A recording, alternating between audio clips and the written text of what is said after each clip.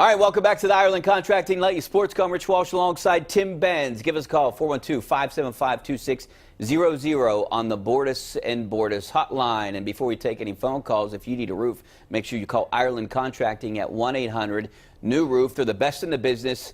They're the place, that's the group that I would use if I needed a roof. I would call Ireland Contracting. Easy number to remember. 1-800-NEW-ROOF. Tim, do you need a roof? No, I'm doing a little house hunting. My first question always is the roof. Yeah, well, this would be a good group to call, a good company to call. I will call Ireland if indeed I do buy a house. All right, give us a call now on the Bordas and Bordas hotline, 412-575-2600. We're going to talk about the draft. Switching gears a little bit. Devon Bush, you like that the Steelers were aggressive and moved up? Yes, that's absolutely the move they should make. I'm glad they did it. When it comes to Devon Bush, give me quality over quantity. I'm not at all unhappy that they moved a second-round pick to go get him, and a third-rounder next year doesn't bother me in the least. The inside linebacker problem is an issue this year, and it was a huge issue last year, and they weren't able to it through a myriad of different options that they tried. Devon Bush is a skilled player at that position. They got 8 other picks, and we're still talking about needs that need to be filled. How many of those needs would have been filled by more third-rounders this year or next, a second-rounder? Give me the first-rounder. Give me quality over quantity. Yeah, I agree with you because, I mean, if Devon Bush is a star, no one's going to remember anyone else in this draft. Kind of like the Troy Polamalu draft. I don't remember who was in that draft, and he was a star. He worked out. If Devon Bush, if Devon Bush works out, who cares who else was in this draft? I know they do, and I'm intrigued by Justin Lane. He's the guy that fell a little bit. He could have been a second-rounder. They got him with the second, third pick. I'm intrigued by him and what he can do. They need help in the secondary, especially if Artie Burns doesn't work out. That's the guy that I'm going to kind of watch during the preseason games this year. Yeah, and I'm curious what they do with this Sutton Smith guy because they need depth at outside linebacker. He's been drafted as an outside linebacker. Look at his height and weight, and you kind of listen to what Keith Butler was saying. He's almost more Tyler Matakevich insurance than he is for Bud Dupree or T.J. Watt. If T.J. Watt should go down, your outside linebackers are Bud Dupree and Anthony Chickolo, and then you hope Ola or Keon Adams emerge. That's not a lot of depth, so I want to see what this guy actually becomes.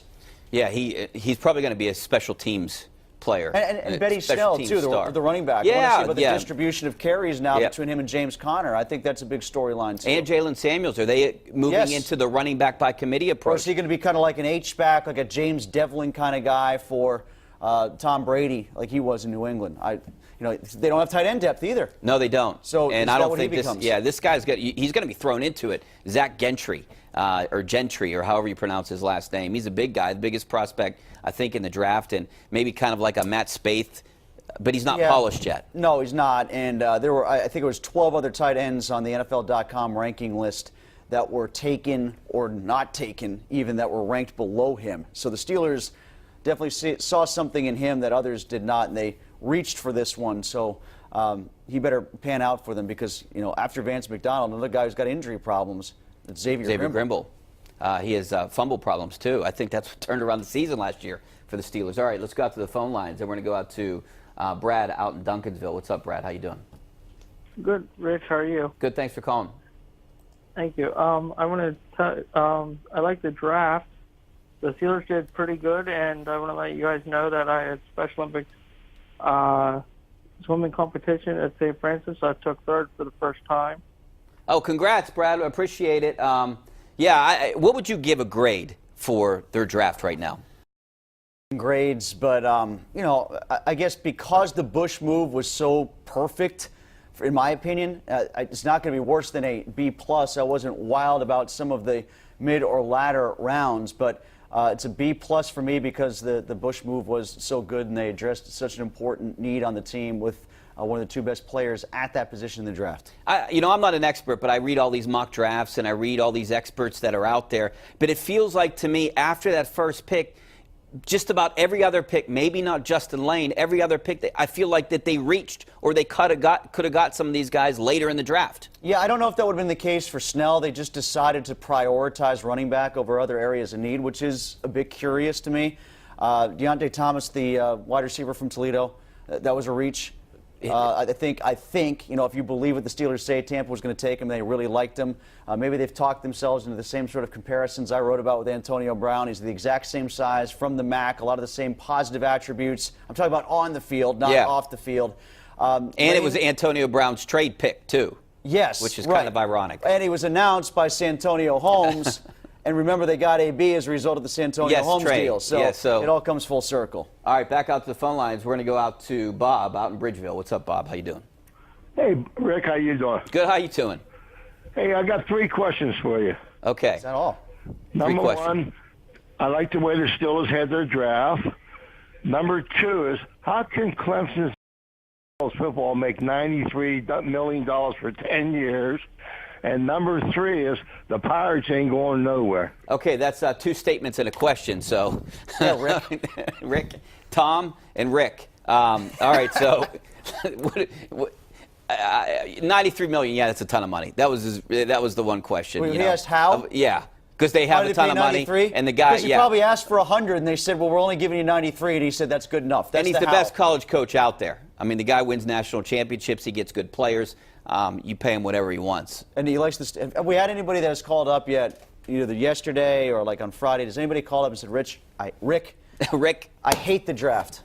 I hate these Steelers that I haven't seen yet play yet. I hate the draft. Yeah, have you heard that yet? No, I haven't heard it yet. Yeah. I mean, I've seen it on Twitter, but I haven't heard it on the show yet. What was the other one? The Pirates aren't going anywhere? Yeah. Oh, well, I guess. All right, let's go back out to the phone line. $93 million. Dabo Sweeney could have told you that. Let's go out to Bob in Clearfield. How you doing, Bob? Hi, gentlemen. Hey, thank you. And I think it's a case of abandon all hope as it pertains to the Pittsburgh Pirates. They're never going to change. They're always looking for the lower-cost alternative. Minor league free agents, waiver claims, non-roster invitees. When they go after a free agent, it's always a second or third-tier free agent that they badly overpay for, as is the case was with Daniel Hudson, John Jaso, and now Chisenhall, a guy who's had a long history of leg problems.